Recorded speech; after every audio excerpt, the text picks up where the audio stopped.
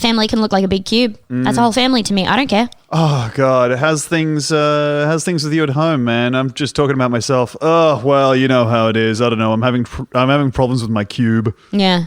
Like it's so hard to hit that like work cube balance. Oh, I understand that, man. Yeah, dude. No, I gotcha. Hey, it feels really good to sit down and actually chat about, family and cube stuff. It's good for me too. I think this is healthy. Yeah. Hey, did I tell you look really good since you've been going to the gym? Oh boy, and they Play a rousing game of Magic the Gathering. in the men's shed. Yep. You didn't want to do that. No.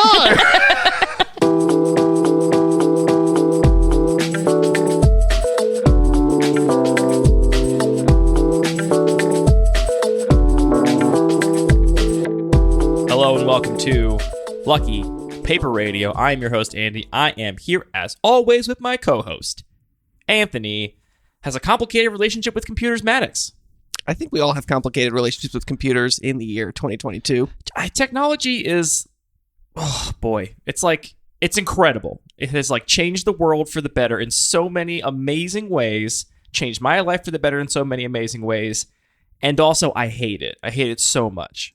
I think it's weird. I think the problem isn't the technology. It is the people and the way that we end up using it that causes a lot of stress and frustration. I think it's the way it gets built that's mostly the problem. I think most of the problem with technology is that we came to build all of our technology under capitalism, and that has very particular values, which mean that everything's broken all the time, but just broken enough that you don't stop paying for it. Tolerable. Just broken enough that you don't stop paying for it. It's all that matters. I don't know how deep you want to go down this rabbit hole, but I was just thinking about Adobe Illustrator this morning, and although I was a vocal complainer of a lot of things about Adobe Illustrator for many years, but it is a really fantastic, wonderful piece of software, which I bought, decades ago and used for hours and hours and hours. And that was great. The effort that someone put in to make this wonderful piece of software was extremely valuable to me. And now it's been taken from me. I can't use the software anymore. Unless you want to pay $40 a month. You pay this exorbitant fee. It's but the people that you're paying aren't the people that made the software. We could just say, it was done. We did it. Let's all enjoy and use this valuable piece of technology. Instead, we have a landlord that is just lording over this valuable technology and just extorting wealth from people. You and I share a deep, deep love for Adobe Illustrator. I started using that program in I think my first year of high school, maybe my last year of middle school. Was when I had my first what if you use computer to make art class? Probably same, yeah. And used it nonstop throughout my entire college career, early adult life, just constantly. I was actually talking on Twitter a couple weeks back with our friend Magic the Gathering Data Science, which is a great Twitter account where they're posting cool visualizations about Magic, and they're getting a lot of heat lately. I've seen it all over Reddit. I've seen it in all the Discords. I feel like they're growing their operation over there. Anyway, I was talking to Magic the Gathering Data Science about how much I love Adobe Illustrator, and it feels like my second set of hands in the way that I don't think any other drawing program is ever going to feel like my second set of hands, no matter what. I feel exactly the same. I mean, when I remember showing up to college and being oh yeah, let me somebody asked for help with Illustrator, and it was just the keyboard shortcuts that I would use and all sorts of little workflows. You just meld with the machine, right. Like an anime, little just wires come out of your fingers and go right into the motherboard. People would just be what are you doing? What's going on? It's but you just use the transform key, and if you just command click and then you set a point of rotation and then hit command D a bunch of times. Yep. Yeah. And the other thing about that is, I don't want, probably by raw numbers, 90% of the features of Adobe Illustrator. Mm-hmm. I want the pen tool, I want the shape tools, I want the Pathfinder, I want the transform tools. I really appreciate what else is there? The tool that lets you get out of the 3D transform tool that sometimes you turn on. The exit button is very important on the accidental 3D array tool that puts you in three-dimensional space.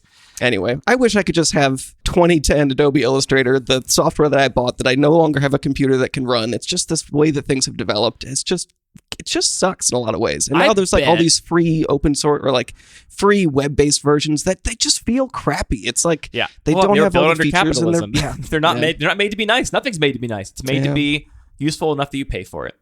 This has been a very specific intro that some people might empathize with. Other people are going to have no idea what we're talking about. And I don't want to drive people away in this episode, I think this is going to be a really good episode we're going to come back to in the future. It's going to be one of these ones when we're doing episode 200, we're going to be referring back to this episode because I want to do a little bit of follow-up on our bread and butter breakdown episode, which was episode 31 of this podcast, which means 70 episodes ago, which is a long time. And I started looking at the numbers from my own cube to try and compare them. And what ended up happening is I think we have to do this in pieces because one of the, I'm not going to say flaws, one of the things about that episode we did is that we tried to cover a lot, right? In terms of bread and butter effects, we counted all kinds of interaction, we counted all kinds of removal, we counted all kinds of card draw and smoothing, we counted all kinds of mana fixing, and we did it for 3 different cubes. We tried to like get a survey across a bunch of different cubes, and as a result, I think a lot of people were like, I want more detail on all these pieces, which we obviously couldn't do in 1 hour-long episode. So this episode, Anthony, I just want to talk about what I'm going to call disruption. And previously I've used the word interaction, and we had a listener back on episode 31 call us out on this just because interaction is a kind of a vague term. There's lots of Magic cards that interact with other Magic cards. That's a fair criticism. Yeah, and disruption is also vague, but it's a little more specific. Because when I say disruption, I want to talk about removal of all kinds, hand hate of all kinds, stack interaction, which is also a more broad term I'm using now instead of counter spells, because is Remand a counterspell? I don't know. It's definitely stack interaction, though. It's 100% stack interaction. And I'm adding Grave Hate into the mix, which is not a thing that I previously counted or thought about the density of in my cube. But as we've gone deeper on delve spells and deeper on things that care about the graveyard, I do consciously think about sprinkling a little bit of Grave Hate incidentally throughout a lot of my colors, just so decks have access to a way to combat that axis of the game. So we're just going deep on that this episode, which means I want to do a pack one, pick one for my own cube, Anthony. We haven't done it since, maybe one of the first episodes we ever did a pack one, pick one on, episode 10 or something. We're going back to it. The Bun Magic Cube, pack one, pick one. I've sent you this pack ahead of time. I'm curious, you've played this cube a lot, obviously. Coming into a pack of the Bun Magic Cube in its current iteration, what do you like looking for? What do you like hoping to find? Great question. I don't know. I mean, I'll be honest. This is not the kind of cube that I am the best at drafting. I feel like I'm looking for something. You'd say you're not doing the best at this. I'm not usually doing the best at this. He admitted. I guess I'm just looking for something that is going to be a signal that's not a signal in the sense that I'm getting information about what's in the draft, but something that catches my attention and says, yes, that's the kind of deck that I want to build around. I'm going to read this pack, and we're going to see if you have something that speaks to you in that way. The pack is Cemetery Prowler, Colahan's Command, Gitaxian Probe, Thoughtseize, Snapcaster Mage, Bloodchief's Thirst, Order of Midnight, Blood-Soaked Champion, Batterskull, Eidolon of the Great Revel, Brainstorm, Mutavault, Murderous Rider, Ancient Tomb, and Memory Lapse.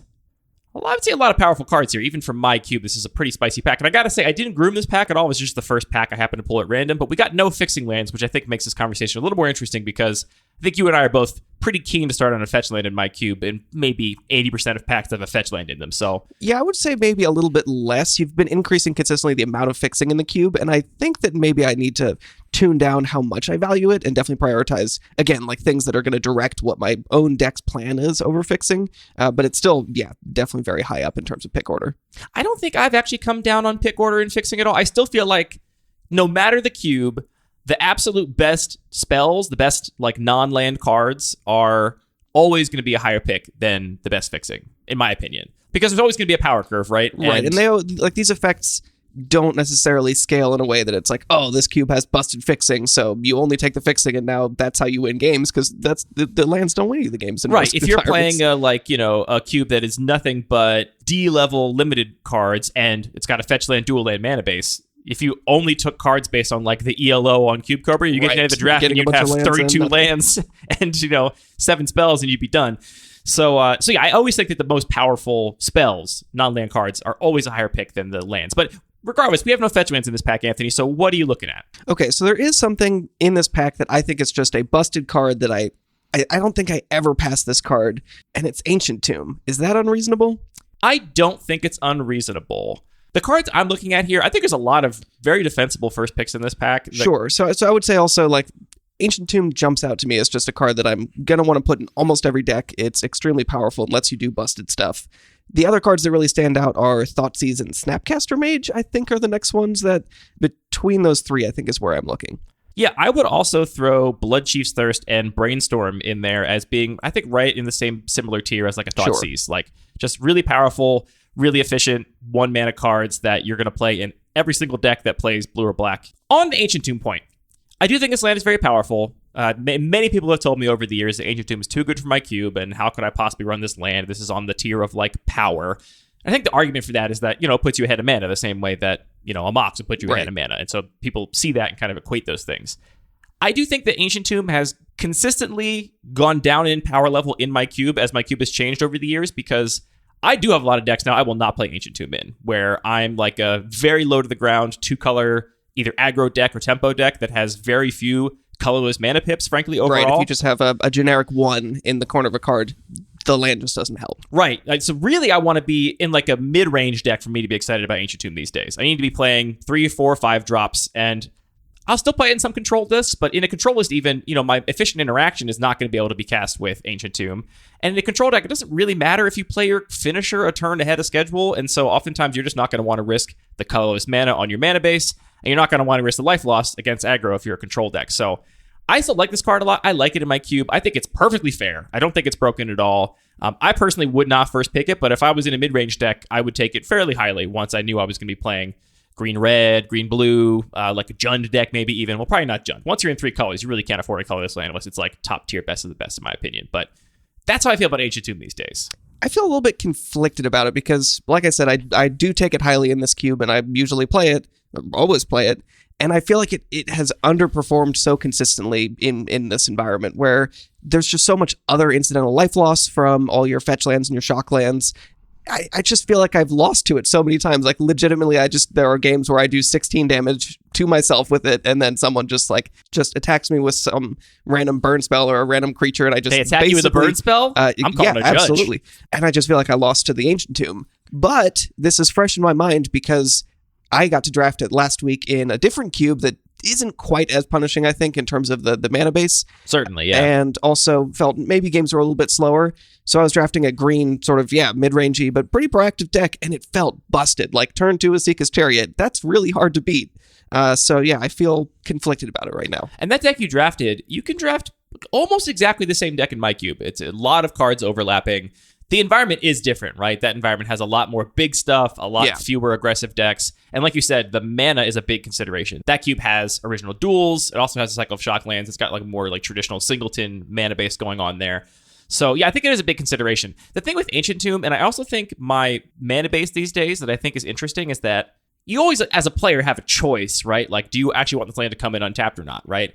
Which your mana base in the cube deck you had drafted, partially because it was a team draft and partially because this cube has a lot less mana fixing. I think you had 3 dual lands, 4 maybe? Yeah, I think I had 3 and a fetch land. Yeah, something like that, which is really low for a deck in my cube. These days, a deck in my cube, I usually aim to have like 7, 8, 9 dual lands or, lands that are in my color pairs that are non-basics at least. And so the mana is a lot better in my cube. You always have the option of just saying, hey, I think my mana is good enough, I'm not going to play it, or I'm going to bring this land into play tapped because I think the 2 level is more important than the sort of tempo advantage. And I think players are still catching up with the fact that in a lot of matchups, you might just want to bring your lands into play tapped if your play right now is not crucial and it's better to have that life in the late game. Similar thing with Ancient Tomb, maybe. Maybe it's the kind of thing where it's matchup dependent, or you just, only use it when it's worth the 2 life to actually get that tempo advantage. Sometimes it's just not. But to your point, I think a lot of times when you do that arithmetic in your head, it is worth it. It's like, I know this is going to do 2 damage to me, but I'm playing a 4-drop on turn 2, so fine. That's a fair trade-off. Anyway, there's also a broken card in this pack that I never pass, as far as I can tell, at least if I'm in this color, and that's Snapcaster Mage. This is, to me, I think, way better than Thoughtseize, Bloodchief's Thirst, Brainstorm, just because it is so unique, right? Thoughtseize, Bloodchief's Thirst, and Brainstorm are a little replaceable. I have a lot of 1-mana cantrips, I have a lot of 1-mana removal, I have a lot of 1-mana hand interaction. What I don't have is a bunch of 2-mana ways to rebuy whatever you need at a moment at instant speed, which is what makes Snapcaster Mage so good. And so I'm taking Snapcaster Mage here, and I don't think it's particularly close. I mean, next card would probably be Thoughtseize, but there's a pretty big chasm there for me in terms of like, Thoughtseize is on that level where it's like, do I take a fetch land over Thoughtseize or not? And Snapcaster Mage, it's like, I'll take this 100% over a fetch land, pack 1, if I have an opportunity to. Also, it's just a card I love playing with, to be frank. I really love playing with that card. It's a fun card. It's simple. It gives you a lot of agency and flexibility in your games and plays out in a lot of different ways, which is cool. It's really hard, I think, for players that haven't played with a card like that a bunch to overstate how valuable it is to get a second copy of whatever you need at a time, right? Like when you're drafting and building your deck, you're like, all right, I have 5 removal spells, I have 5 counter spells, I have, a couple hand hate spells or whatever. You very rarely get to put a card that can be any of those in your deck. And that's what's so powerful about Snapcaster Mage. If you need another counterspell, it's another counterspell. If you need another removal spell, another removal spell. That utility is worth so much on a card that already has a great base rate. For sure. So that is our Pack One Pick One from the Bun Magic Cube. If you want to have a pack from your cube analyzed on air by Anthony and I, you can send a link to your cube to mail@luckypaper.co with your name and pronouns, and we'll do it on the show. I've crunched a lot of numbers, Anthony. Crunch the numbers? What does that mean? What does that mean? I mean, in this context, I know. So I was like, well, you asked what it meant. I don't know. So when we did the bread and butter breakdown episode initially, I did my best to put these quote-unquote bread and butter effects into reasonable bins that they could at least be instructive to someone listening. And the bins I chose were hard removal, soft removal, counter magic, and hand hate. There's some other bins there that aren't related to disruption that we'll talk about perhaps in a later episode. But I had put the disruptive elements into those 4 categories. And a lot of the feedback we got on this episode, both when it came out and in the time since, is that these bins, and I think we even addressed this on the episode, right? It's really hard to break down magic cards, each of which is completely singular and complex and has its own nuance, into rigid bins to try and describe them. I think it's productive to do so because we get to talk about these concepts at a high level and give like a brief snapshot of what this might look like, but it's really hard to know whether a thing counts as hard removal or soft removal, or what a soft removal spell is, how it's clearly defined. Like, I had a couple of examples that came up today. Like, would you consider Earthshaker Kenra a soft removal spell? Probably not, but if you're playing an aggro deck, it effectively gets a creature out of the way for a turn, which could be exactly the same as a bounce spell, which I probably would call a soft removal spell. So there's all these weird gray areas that just make it really hard to define these cards. I tried to improve it this time around, and what I landed on was still having a hard removal category. And I'm going to try to define these as rigidly as I can so that this is clear. So hard removal for me is a card that can always get rid of any target, basically any threat. And so that means it has to hard destroy things. It can't have some limitation on, non-legendary or something. It has to destroy it no matter what its toughness is. So that rules out burn spells. I count exile effects here, like your Swords to Plowshares or whatever. But it has to get rid of the thing very consistently. And this is what I attempted to also have the definition be originally for hard removal. So that makes hard removal kind of a small category relative to the bigger set of soft removal, at least in my cube. I have a lot of very efficient but conditional removal. Some of those conditions are very broad, right? Like, for example, we'll get to talking about a card like Flame Slash, but Flame Slash kills the vast majority of things in my cube. So it's really, in spirit, more of a hard removal spell. But for the purposes of these categories, I've tried to be very strict about the definitions. And so it only ends up in hard removal if it actually removes the thing guaranteed. What do you do about an Oblivion Ring? I count that as hard removal, even though it is answerable, though I don't have any Oblivion Rings in my cube currently. But I would count there's also another key frustration here, which is that context matters.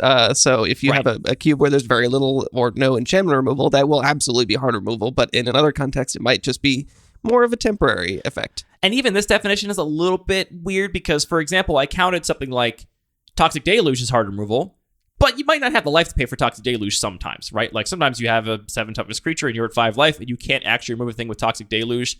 For our purposes, I'm counting that and Infernal Grasp and cards like that as actual hard removal because they say on the card, get rid of the thing. If you're at too low of a life to do it, then I'm still putting it in that category. So there's still gray areas here, despite how strict I've tried to be. Right. And Infernal Grasp, you are allowed to cast at 1 life because it is part of, not the cost to pay life, but you're right. So you can get rid of the thing and then die immediately after a state-based action. So Infernal Grasp is definitely a hard removal spell. Perfect. That's my first category. I have broken up soft removal into 2 separate categories because it previously contained a lot of things. And those categories are a pretty big category, what I'm calling conditional creature removal. This is basically every removal spell that you would think of as a removal spell that doesn't meet that strict definition of hard removal. It's all your burn spells. It's all of your, destroying things based on their power and toughness or their mana value or whatever. It's all of that stuff falls under conditional removal. Would restrictive things like destroy target non-black creature fall here too? It would, yes. So anytime there's a condition that has to be met for the thing to be destroyed, that's where it goes here. Removed. I keep saying destroyed. We're counting exile here too. And then I have a smaller bin of soft creature removal. These are things that do get rid of the thing, but in a way that might not be considered removal. This is like bounce spells, your unexpectedly absence or oust, where you put the thing on top of your opponent's library. I consider an oust or an unexpectedly absent removal, absolutely, capital R removal. Some players wouldn't because they say, well, I'm going to face that same card next turn. But as far as I'm concerned, it's a 1-for-1. You got rid of a permanent, you cast a spell. That's removal, right? It's going to be a new game object. Right. And you can imagine if we weren't playing Cube and they broke Singleton, they might have drawn that card next turn anyway, right? So it's like, it's not, I count it as removal for sure. So that's how I broke what was previously called just soft removal, has now been divided into conditional removal and soft removal. I think those terms make sense. I have a new category, which, to be honest, I'll have to listen back to the episode. I don't know how I counted these cards on the previous episode. I don't have that many of them in my cube, but I never really have had that many.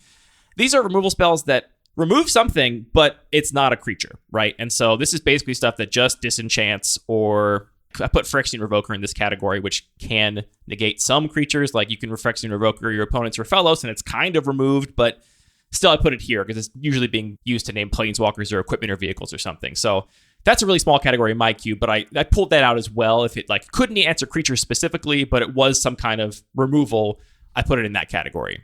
Then hand disruption and stack interaction have remained the same in terms of their definitions. I think those two are pretty clear. Hand interaction is you are making your opponent discard some cards either in a targeted or non-targeted way. I'm counting a Croxa or an uptick on Liliana of the Veil here as hand disruption because it is disrupting their hand even if they get to choose in what way it's being disrupted. Yeah, and often you're still setting up the game to try and maximize hitting the important cards in your opponent's hand, right? By waiting till they have a few cards in hand or playing around other things that are happening in the game. So it is still part of a disruptive plan. Do those definitions make sense to you? These definitions make sense to me. We didn't talk about land destruction, but I'm assuming that's kind of a separate topic altogether. I have 2 cards in my whole cube that destroy lands. Wasteland and Vindicate. I'm pretty sure are the only ways to destroy land in my cube. Unless they animate a creature land. And then there's lots of ways to destroy them. But I'm not including land destruction. I do have Grave Hate included, which I think is pretty clear. Anything that exiles cards from a graveyard. Or I guess I would count Shuffle back into library from graveyard, though I have none of those effects in my own cube.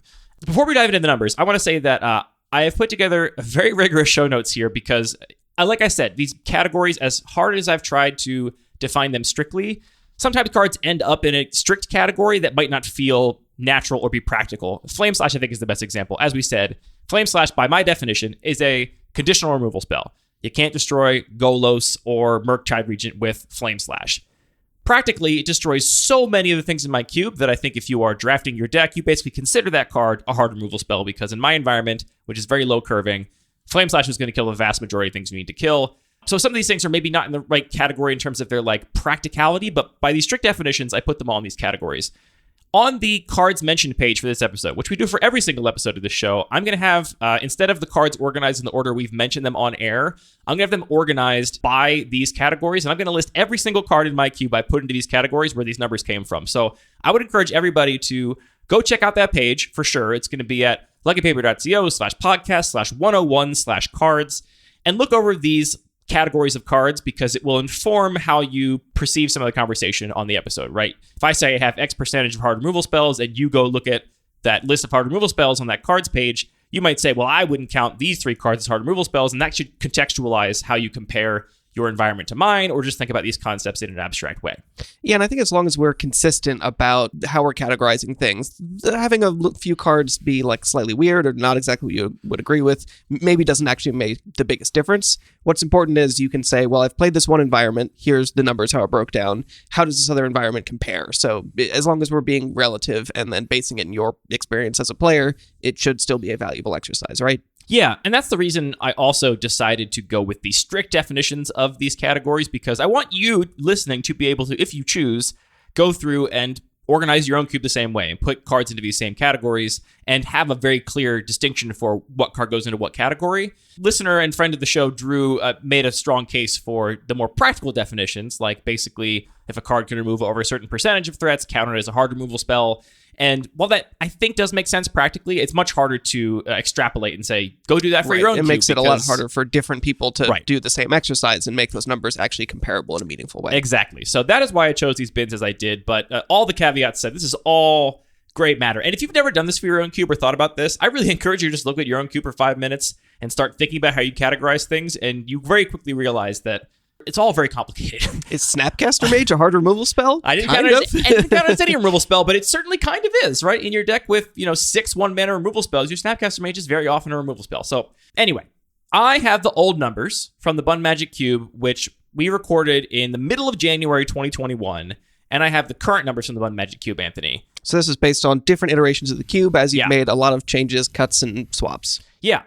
Before I say anything about these changes, I'm curious if you have a guess as to if there's an overall trend in my density or kind of disruption, or just how the cube has changed over the past year and a half. You've played it a bunch of times over that time. Do you have a guess as to how the cube has changed?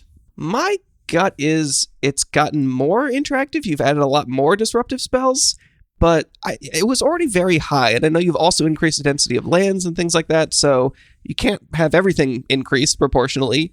So I'm still going to go with my gut. I'm going to say I think it's increased. Before I did this exercise, I would have guessed the same, or I would have guessed it basically is kind of exactly the same, right? I agree that I have always feel like I'm adding more and more efficient interaction and always cutting stuff that is less efficient or non-interactive, non-disruptive. But like you said, there've been other changes to the cube overall. My biggest takeaway from doing this exercise is how much my cube has changed since January of last year is shocking to me. I mean, my cube January of last year was running Wildfire. It had Ugin the Spirit Dragon in it. It had 8 mana rocks in it. It has none of these things now, and it actually looks dramatically different and plays dramatically different than it did just 14, 17 months ago, however long ago that was. I'm not doing the math. I'm just making up numbers. And overall, Anthony, the density of disruption, way down. Really? Way down. Pretty substantially down, which I do think is largely attributable to the fact that I put 20 more lands in my cube since from January of last year. And that's just mana fixing lands. There's probably been also a couple extra creature lands. Now we have Boseiju and Ajongo and all these cool channel lands. So the land density has gone up, though both those cards are also removal spells. Right, I was going to ask. So I think the land density going up is largely to blame for the removal going down, but you'll see by these numbers that it's not all lands, and I think there's other explanations we can possibly get to. So starting with hard creature removal, I had counted 36 of these in my cube as of January of last year, and now I count 19. So we're down 17, almost half as many hard removal spells in the cube as there were in January of last year. Does the change in definitions also maybe account for some of that? I wish I had actually listed the cards I put in each category on our previous episode because I would love to compare. I think that probably a couple cards snuck in there. Like, for example, I think I might have included like a hard disenchant in hard removal, where now I've got that pulled into a separate category.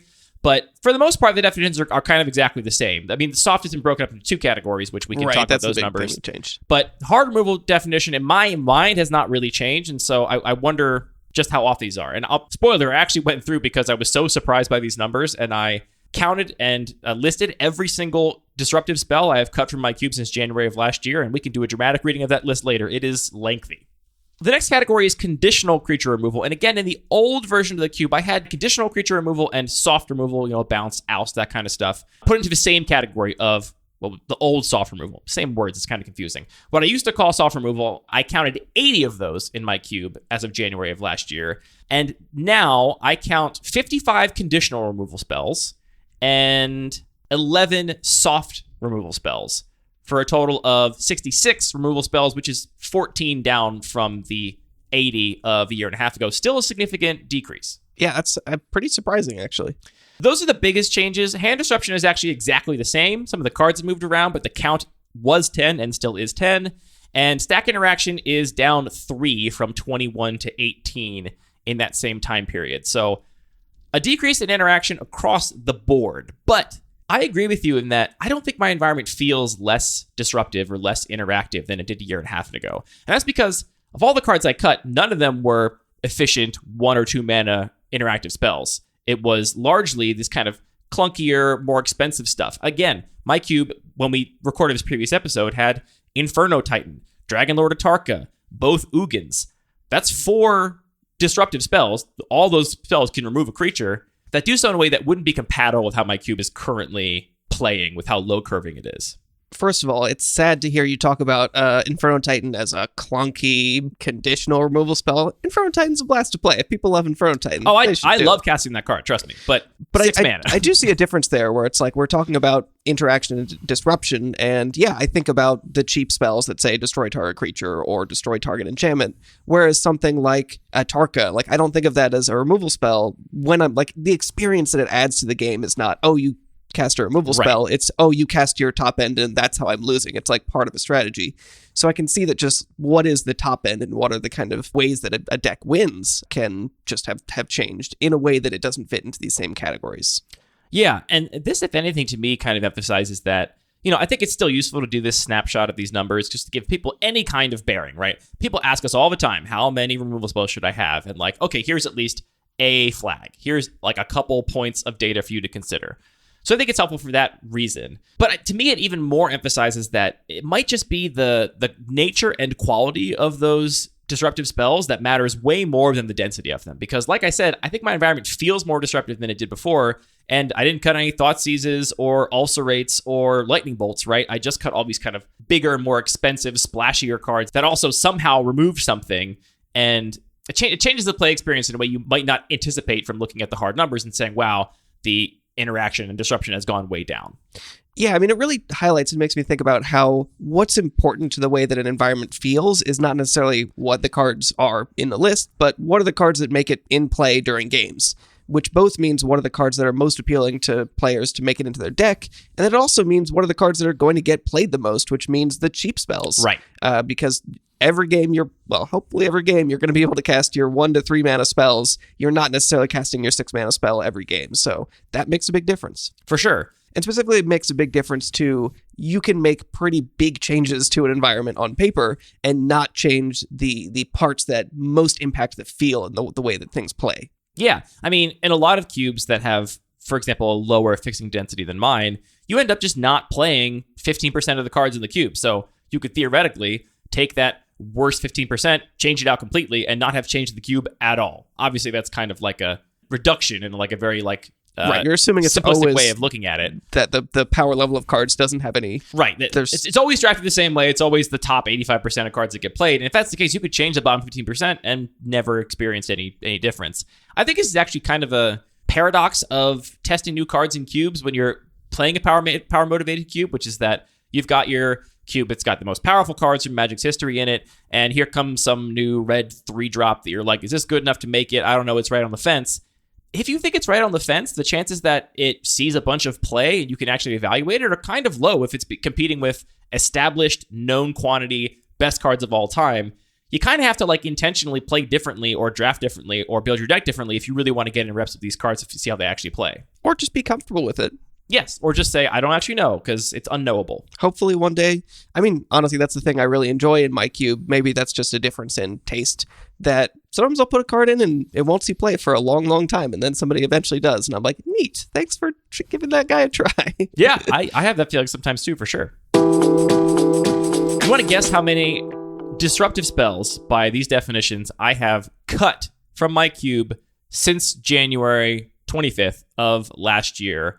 This is every card that was cut. It doesn't matter if it was later added back in or whatever. This is just every card that was cut that is a disruptive spell. It's not just the difference in what you had before and what you had now, because things come in and out all the time. Right, I can tell you that difference. That difference is we are down 34 disruptive cards from where we were. Overall, we're down 34 from where we were January 25th of last year. Again, probably some like wiggle room there for me counting a card in a slightly different category. So give or take 2 or 3%, we're 34 cards down. I'm going to follow the classic heuristic of multiplying by pi and say 106 cards. Okay, I don't know that heuristic, but I'm glad that works for you sometimes. No, it's 59 cards, which is actually more than I thought. 59 cards that I cut from my cube that are some kind of disruptive element, largely what people would consider some sort of removal spell.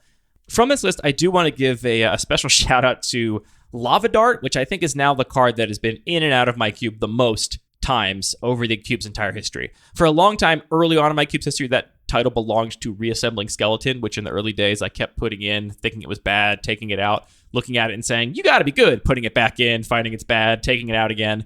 Now I think it's Lava Dart that is kind of filling that role, though I gotta say, especially after crunching these numbers, I am pretty convinced Lava Dart is great in my cube, actually, and I'm excited to explain why.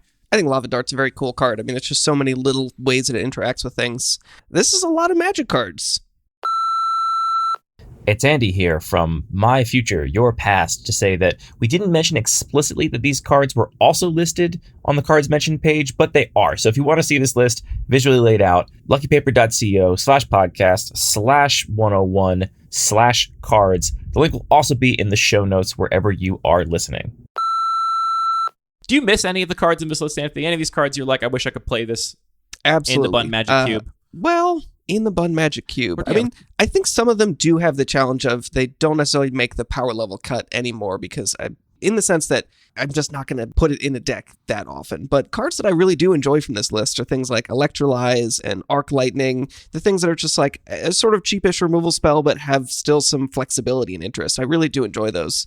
There are definitely plenty that I don't miss. I don't really love playing against Treachery or Supreme Verdict. Just a board wipe you don't like playing against? Well, let me think of a better one. Upheaval is not necessarily a card that is a ton of fun to play with, although it is fun to try and build a deck around it sometimes. So I definitely see that. I mean, Skin Render is just one of my favorite cards. That's one of the ones I kind of miss, honestly. 4-mana 3/3 that in my cube -3/-3 kills the vast majority of things is an extremely good rate. And it's a zombie, and it looks cool. It does look very cool. It's true. It's got a cool name too. Skin Render. What about Fire Covenant? I feel like that was a recent ad, wasn't it? That was added and cut over the course of this span. So this was not. This is kind of an imprecise science. That card was not in my cube in January 25th of last year, but it was added in the interim and then subsequently cut. I think the life loss from the mana base that you alluded to earlier makes the cards that cost life a little bit of a higher hurdle. And I think his card's really strong, but honestly, people in our play were not playing it. And so it's like, all right, well, people aren't playing it. I actually think if they were playing it more, they might find it very frustrating because it's just a 3-mana Plague Wind most of the time, and that can be a huge blowout, especially against, aggro decks or whatever. But people weren't casting it, and so I was just like, this is not really having any impact on the environment, so I just made space for something else. Yeah, that's pretty fair. I mean, ultimately, that's what matters. When we talk about this card isn't making the power level cut, that's really a proxy for saying this card isn't impactful. It's not actually being played. It really isn't just about power level. It's about your play group and what people are putting in their decks. And that could be a quote-unquote mistake of your players. Or right, if you were to time-traveling supercomputer it, maybe you're supposed to be playing that card way more. But the fact of the matter is the people I play with my cube we're not building cubes for time-traveling supercomputers. Thank God. I'm also not sad to see Baleful Mastery go because that awkward reverse kicker cost is just really annoying. The rules text on that card is a bit of a nightmare. Don't miss that either. Is there anything that surprised you or any patterns in this list that stand out? The biggest thing for me is that I thought I made these changes longer ago than I did. The fact that only, a year and a half ago, while we were making this show, we were 30 episodes into making this show, my cube looks so different, which for me really contextualizes everything I've said on past episodes of the show that people have referred back to. People are listening to the back catalog all the time, and it's like, wait a minute, that's a whole different cube I'm talking about. You can't even actually, people will listen to an old episode, click on the Bun Magic Cube link, and I'm talking about a totally different cube. It's like true Ship of Theseus situation. That is not the same cube anymore at all. The cards that are still in there even aren't even the same cards, because as we've said, cards are different cards when they're in different contexts. So, the fact that the cube might have had Lava Dart in it for a span in February of 2021, Lava Dart is not the same card in this cube anymore. Right, you don't have the whole lands package to really make it play in a different way and not just be like an efficient removal spell. And more importantly, my cube has gotten much lower curving over the past year and a half. I mean, that's been a trend of my cube since the day it was invented, right? The first time I sleeved up 360 cards, I don't think the mana curve has ever gone up, right? Every single change, the curve has gone down, down, down, down, down, lower and lower and lower. And it's still trending that direction. I did crunch some more numbers, Anthony. This is not the sum total of the numbers I've crunched. I did crunch the numbers on the targets, the creature base in my cube, to get a sense for how many things we can expect certain removal spells to remove. And again, if you try to do this for every removal spell, I think it's a really long tail of tedious work where it's like, okay, now I've got Go for the Throat. How many creatures are non-artifact? Now I've got Heartless Act. How many creatures are not likely to have +1/+1 counters on them? That's a difficult one. Right. And then there's also cards you just can't define that way. For example, Prismatic Ending. You can say, okay, this card can remove up to a 5-mana value permanent, but how often can you really cast it for full Wooburg versus how often are you casting it for 1, 2, or 3 different colors of mana? You can't put that into a clean bucket, right? It's going to depend on the deck you drafted, all sorts of context. So a lot of spells just don't fit into this definition of what percentage of the cube can they remove. But I did do the numbers on toughness. So first, I have 127 creatures in my cube. This includes some spells that are not creature spells, but I have counted as creatures. So for example, Ranger class is included in this. This is the 2-mana enchantment that makes a 2/2 on ETB. I count it basically as a 2-mana 2/2. Obviously, you remove the 2/2, that enchantment's still around. There's all kinds of weird permutations here. But I counted some things that aren't actually creature spells here. If their chief use is making a creature token, and that's how I kind of put them in my deck. When I'm laying out my deck to see what my curve looks like, I always put Ranger class in the 2-mana creature slot, because that's basically what it is. Same. So 127 of those.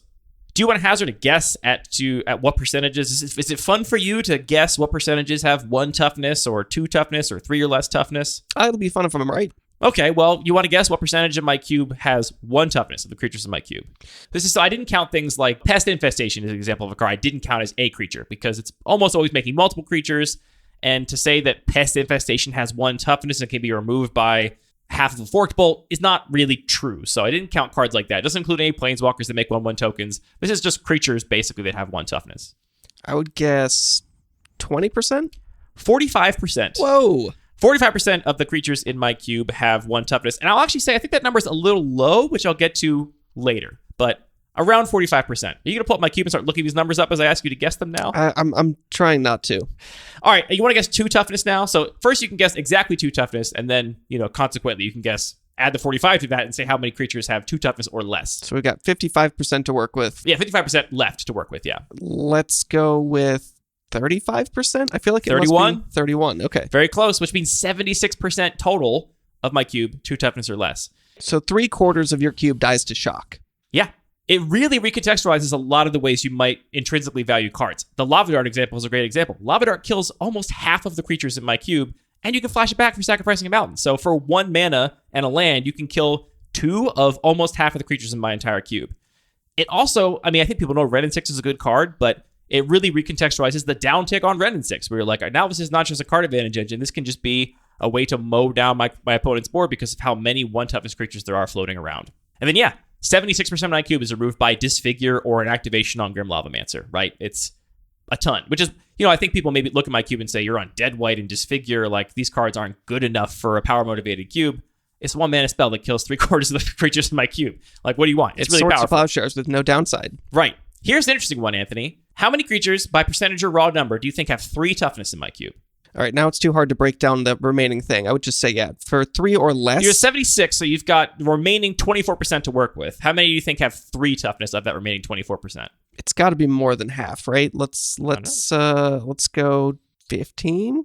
Only 8%. Only 8. Okay, I so have there's a weird 10 jump. creatures in my whole cube that have 3 toughness. And if you look at those 10 creatures, it includes Murktide Regent, not really 3 toughness. That's It a lie. includes Ledger Shredder, probably not really 3 That's a lie. toughness. And some other cards where it's just like, okay, there's very few 3 toughness creatures in my cube, which people ask me why I don't play Lightning Strike. This is why.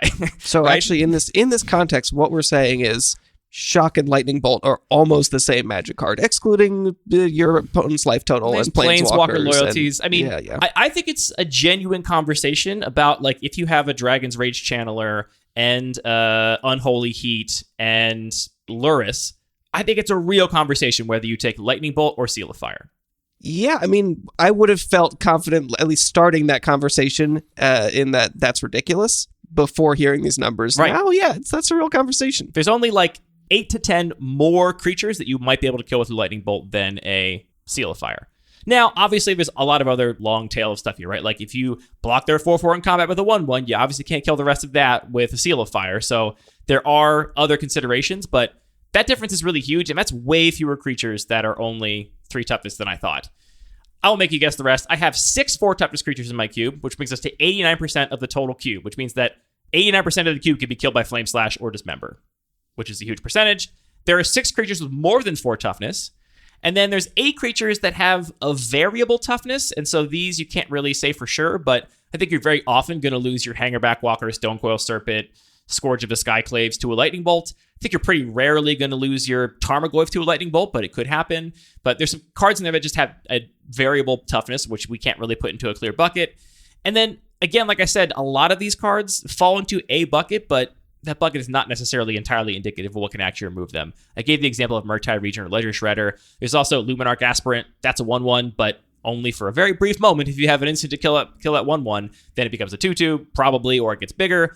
Things like Lion Sash, Scavenging Ooze, also 1/1s that can keep growing and growing. So this doesn't tell the whole picture, but this is even lower than I would have thought this curve was going to be in my own environment in terms of how many low toughness creatures I have. And I'm going to go ahead and say it. For me now, Lava Dart's A++.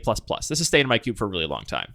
Yeah, I'm definitely going to look at that card a little bit more. I'm just going to think about it. Look at it. I'm going to look at it more. Look at it. That's Think about it. It's going to be in my deck, in my hand to look at more often. If you have Young Pyromancer, let's say a Monastery Mentor, Lava Dart versus Lightning Bolt, where are you at now? You get That's 2 tough. spell casts. What's more fun? Lava Dart's Probably Lava Dart. Well, Lightning Bolt's pretty fun too. I don't know. It's both really fun. I like cheap burn spells. I did also crunch 2 more sets of numbers for specific removal spells. So I was interested in the prismatic ending numbers.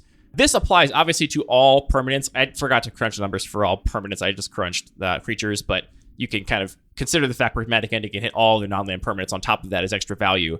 Mana value wise, 35% of my cube is 1 mana value, with 2% being 0 mana value as a permanent on board. So it's 37% at 1 mana value. So if you just cast prismatic ending for white X equals 0. You get to exile over a third of the creatures in my cube, and a ton of other non-land permanents as well. Mana value 2 adds another 38% to that, so you're casting Prismatic Ending in any 2-color deck for 1 in any other color, 2 mana total. 75% of all the creatures are gone. And once you get to 3, you cover 94% of the entire cube that you can actually get rid of with Prismatic Ending for only 3 different colors of mana, which I find I'm mostly playing that card in a deck that is splashing a third color and can pretty reliably get that for 3, especially in the late game. And that, I think, really contextualizes how powerful that card is, right? I mean, I think if you've been following Constructed Magic, you know Prismatic Ending is powerful. But even in a cube like mine, which is obviously very different from Constructed Magic, we can see that it's still just a really, really strong card. I mean, 94% of the cube if you can cast it for 3 mana value. And that's not even including all the non-creature permanents you can grab. It's not even including the extra benefits like the Thalia tax on it doesn't matter because the mana you pay for the tax still counts as one of the colors you spent to cast it. That is a pretty severe edge case. I don't know how much I would consider that. It's come up for me. Well, it's come up for me in the Darren Microcube, which fewer cards, so the edge cases aren't far on the edge anymore. I will say these numbers also matter for Engineered Explosives, which is a card I think is woefully underrated in the current iteration of my cube. I basically never see people playing it, and I think it's a really flexible, powerful, interactive spell that can just remove a lot of your opponent's stuff. Again, we're looking at mana value 2. If you cast Engineered Explosives for 2 mana, you can potentially hit 75% of all the creatures in the cube. Those could be all the creatures your opponent has in play. If it's early in the game, it's probably even a higher percentage of that. So Engineered Explosives is great. People should be playing it more in my environment, I think. All right, you talked me into it. The last numbers I tried to crunch, this one was actually, I think, the hardest and involved the most subjective deciding whether or not it counted as removing the thing. I only have one pacifism style effect in my cube, and it's Swift Reconfiguration. A lot of players run pacifisms in their cube, so I wanted to run some numbers on pacifisms. So I did count up all the creatures that I think are not really removed by Swift Reconfiguration. And that's a very, very blurry line because there are a lot of creatures with activated abilities that don't matter if they're swiftly reconfigured, right? They're abilities that they trigger on attack or abilities that trigger to make them bigger power and toughness. Like, sure, you can keep pumping your Knight of the Ebon Legion, but it doesn't matter if it's still a swift reconfiguration on it. Conversely, there are creatures without abilities, like activated abilities, that do still matter if they're in play and they're swiftly reconfigured. A card like Thalia is a great example. It's still going to be taxing your opponent, even though it doesn't have an activated ability. And there's other ones as well that are not coming to me immediately. So this was kind of subjective, but I counted 43% of the creatures in the cube that I would not be happy to swiftly reconfigure. I don't think swift reconfiguration can be counted as an answer to. 14 of those were mana dorks, so that might not be a line you might think of, but a lot of the ways you want to use your 1 mana removal in a lot of environments is to bolt the bird, as it were, and you obviously can't swiftly you can swiftly reconfigure the bird, but you're not hurting it much at all. It can still tap for that mana. 14 of those were mana dorks, and there were a lot of white creatures that had onboard abilities that just didn't matter. 14 of those as well that didn't matter if they were swiftly reconfigured. This is your Luminarch Aspirant. If you swiftly reconfigure it, great. I'm just going to keep putting counters on other creatures. Cool, now it's harder to kill. Monastery Mentor, great. I'm just going to, keep casting my spells, keep getting my tokens. There's a lot of cards in the white section of my cube that don't matter if they're swiftly reconfigured. This is interesting too because, again, this gets to only the partial story of the numbers we're telling, but even though it only hits by the numbers 57% of the threats in my cube, which is way less than a shock, right? Like a shock would theoretically remove more stuff than a swift reconfiguration would. I still rate it very highly because the stuff that it can remove is sometimes the stuff that's out of the reach of other removal spells. And it misses a lot of the dinkier stuff where you don't really want to swiftly reconfigure their mana dork or whatever, but it removes things like Murktide Regent that can only be removed by a handful of removal spells in the entire environment because of how big it is, both in terms of power and toughness and mana value. So I still value this quite highly, I think. Yeah, that's an interesting thing to think about, where different types of interaction will cover different cases. So even if you might be saying, this other removal spell hits a higher proportion of all of the, types of creatures that I might face against, so I want that more efficient one, you might actually want, as redundancy for your next removal spell, something that just hits different kinds of threats, so you don't have just holes in what you're able to interact with. Yeah, absolutely. That's one thing I'm really happy about where my cube is at currently. I feel like I have a nice spread of interaction that it's oftentimes very hard, I find, in packs. Like, I'm making a real decision about, what does my deck meet Nora? What kind of interaction? It's not just some tier list where obviously I take the best removal spells, then they're the worst ones. I feel like I'm often weighing this question of, do I need more early interaction for the aggressive decks or for the mana dorks, or do I need more interaction for their potential bombs or mid-game threats that can't be removed by Lava Dart or whatever? I find myself making that calculation quite a bit, and I'm really happy with that in my environment. And I'm also like, I'm not on a big plethora of Doomblades anymore. Like, I don't have actual Doomblade. I think the 3 I'm on, I wouldn't even count Infernal Grasp as a Doomblade because it doesn't have a restriction. I'm on Go for the Throat and Heartless Act and the legendary one, which I always get confused whether it's cast down or cast out. One of them is an enchantment. One of them's the Doomblade. So those are the ones I'm on still. And when I see cubes now that have like 7 Doomblades, I'm like, you're missing out on so much variety of removal. Where's Ulcerate? Where's Deadweight? Get these cards in here. They make a big difference. Yeah, I agree. I especially like those Doomblades that just have restrictions that feel really arbitrary. It doesn't feel like you're giving players agency or making interesting decisions, whereas Huge feel bad. Ulcerate, I think you do make a cool decision about. Absolutely. To think like, am I actually playing a deck that can get away with this 3 life? Am I in a game situation where dealing with this creature now is worth that 3 life? Or am I going to have a way to block it or something else next turn? It really is. I agree. Ulcerate's a cool card. You love to see it. So yeah, I mean, that's the numbers I crunched. I think my biggest takeaway from doing this exercise was, holy crap, my cube has changed so much more than I thought. Like, if you had asked me where I was January of last year, I would have said, oh, I hadn't quite doubled up my lands yet. I hadn't done this or that. But like, I would not have said I was still on Wildfire and Ugin the Spirit Dragon. That was not on my radar at all. But that's in fact where I was at the time. The other thing is that I do feel like doing this exercise has really shown me that, you know, again, these counts I think are valuable to have some comparison point, but really the type of interaction we're talking about is equally, if not more important than the actual density of it. Because if you're talking about cheap spells that are going to get played by every deck because they're flexible, they're going to get cast in every game you draw them because they're very cheap to cast, those have a huge impact on gameplay. Atarka, yeah, it's a removal spell, but it's also just a spell that says the game's over now, unless you have a counter spell, right? And so, you know, the fact that it removes things is kind of doesn't really matter because the game was over if you didn't counter this 7-mana spell. So, yes, it's disruption, it's removal, but it's a very different kind of disruption and removal, and that has a huge impact on how your environment actually feels compared to what the numbers actually look like.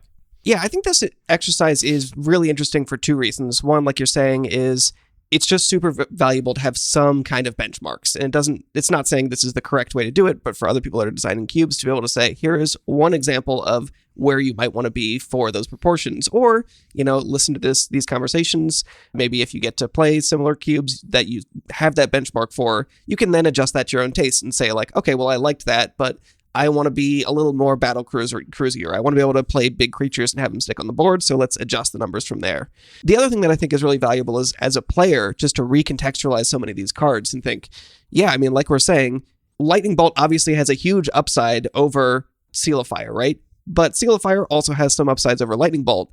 And actually just to think of it in that way of, like, what is the actual upside on Lightning Bolt? Well, it can deal with some percentage more of threats, but maybe not as much as you would think in some context. So, and to be fair, some of those threats really important to deal with. Like, that is definitely true. You can Lightning Bolt Titania, you cannot Seal of Fire Titania, and that 1 point is only 1 point of difference. It's only the 8 creatures it matters on or whatever. But when you're at the point in that game and you have your Seal of Fire and they have Titania, you're going to be like, wow, I lost this game because I didn't take Lightning Bolt in that pack. So yeah, that's going to happen sometimes too. But I think it's still helpful to quantify that. And even if you are in that situation, it isn't correct to be in that situation and say like, oh, well, now Lightning Bolt would have been the right choice and I messed up. Right. You're saying, yeah, this was the 10% of times that you're going to be not favored by that outcome. So be aware that that's going to happen. But if you can quantify it, that's still valuable. Yes. So important to remember that all experience is anecdotal. The thing about unlikely things, Anthony, is that they do happen. That's what makes them unlikely. I mean, that's a thing that I feel like I've learned very intuitively from playing Magic. Like, it was a thing that I had always known, but it just sometimes there's a difference between intellectual knowledge and knowledge that you've really absorbed and feel intuitively. It's in your bones now. And this difference between, or this disconnect between, you can make the right decision and still not win some of the time. If you know, you're looking at your hand and it's like, it is the right decision for me to mulligan, and you can still mulligan and end up with a losing hand, right?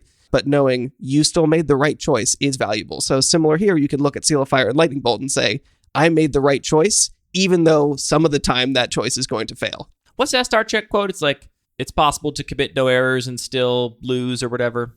Isn't that a Star Trek quote? Google that. I can't Google it. My computer will screw up the audio recording because of how great my computer is. Oh, technology. We love to hate it. Ooh, I'm on schmoop.com. A horrible website.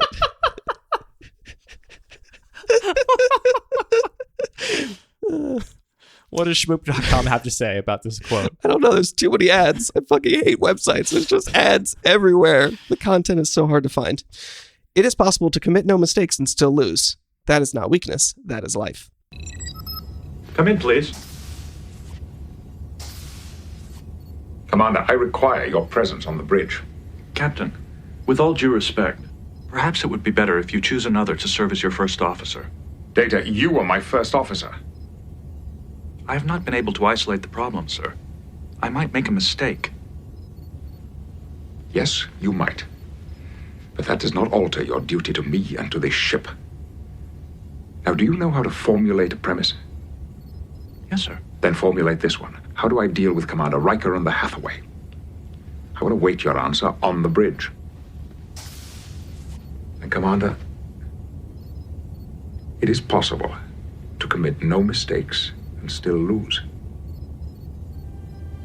That is not a weakness. That is life. I believe I understand, sir. And Data, will you leave your hesitation and self-doubt here in your quarters?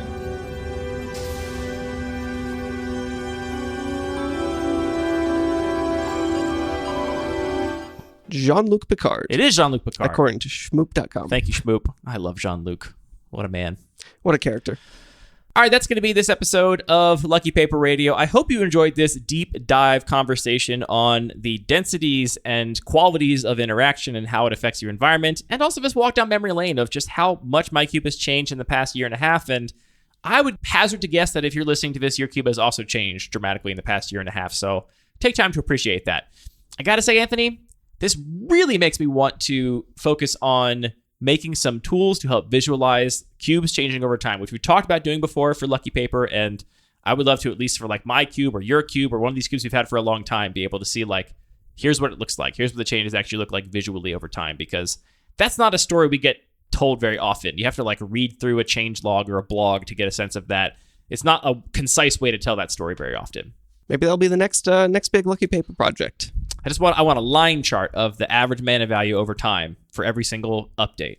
That's going to be very interesting to me. What'd you compare it to? You compared it to the band, the members of the band Fleetwood Mac. Oh, Fleetwood Mac is good. I think I said of Montreal, but that's actually. I think that one's actually better. If you haven't seen the Wikipedia page for Of Montreal, they have a great visualization for the members of Montreal. David Barnes, and then every year, every tour, it's 3 other different members. Yeah, Kevin Barnes, David's brother. I'll take your word for it. Wow, this graph is crazy. It's a really good graph. All right, thanks for tuning in. We really appreciate it. Anthony, 18 weeks to CubeCon. The voting for the first round of cubes is done by the time you're listening to this. That means that the first 10 cubes have been selected. And Anthony, your regular cube and turbo cube are among them. How do you feel? I'm excited. I'm flattered. I'm a little bit embarrassed for taking up 2 slots, but I didn't know if either or one or none of them would be voted in. But regardless, I'm really excited to see what people build. I'm excited for people to try and just like break these formats. I think it's going to be in the same way that like the first time my cube was drafted, it was an extremely eye-opening experience, and like things didn't go as I expected and all kinds of weird stuff happened, which was both exciting but like a great learning experience. I think this is going to be the same thing, just having so many new eyes on these cubes all at once. Do you know how many times is each cube being drafted? Is it just one official sanctioned draft of the regular cube that's happening, or is it like a battery of them? My understanding is it's a couple drafts at least of each. Okay, cool. Part of me wants to jump in them because I know the environments pretty well. I think I'd have a little bit of a leg up, I like to hope. Part of me wants to say, I want this cube to be drafted by 8 people that have never touched it before without me there polluting the environment and like making picks and packs that like change people's perceptions. I want a pure 8 fresh brains, you know? How often do you think that happens? I feel like that's very rare. It's so rare. It's a really rare opportunity. Aside from maybe some digital experiences, but for an actual paper cube to be drafted by the host isn't there, the owner isn't there, the friends of the people that are always drafting that cube aren't there. It's just, this is like, I continue to just be so excited about that aspect of just a bunch of people breaking into completely new formats they've never played before. It's going to be great. Yeah, maybe I'll just spend time drafting cubes I've never played before, and I'll just skip the drafts of your cube. I mean, in one sense, that does make why sense, does it make any sense? I draft your cube all the time. Why would I do it all the way in Wisconsin? Anyway, every cube that didn't get voted in, so the 3 cubes that weren't the winner from each of the brackets are all being put into a second round bracket, so every cube has another chance to make it in. So make sure you are glued to the MTG CubeCon Twitter account so you can participate in all those polls and vote for the cubes you want to play. I've been going every day, pulling up the overview of each one, reading them, if I can, doing a couple test drafts. It's fun. Yeah, Go do I've been that. doing that too. And I got to say, it makes a big difference to me whether somebody has written an overview. If your key art is still the doubling cube default art, that Ooh. reflects very badly on your who's cube for doing me. that? I've seen a couple that have been in the polls where I click on it and it's like, description, this is my cube. Key art, This is a doubling brand cube new art. cube. And to be fair, it shouldn't matter, right? Like maybe you've spent all of your energy actually curating a great environment and not bothering to write that stuff up. But Dress your cube for the draft you want, right? absolutely. I think I've said it 3 times now, but thanks for listening to the episode. All of our music is produced by DJ James Nasty. All the Magic cards are produced by Wizards of the Coast. This show is produced by Anthony and I, thinking really hard about Magic cards, me looking at my list and putting little tick marks down on a piece of paper to count all these things up so we can talk about it in his basement. Thanks, Anthony. Thanks, Andy. Are you going to enjoy New York this weekend? Oh, yeah. How many cubes you bringing? I think I'm not bringing any cubes. I Okay. think we're just going to eat. Okay, fair. I mean, Maybe that's the next best thing to do.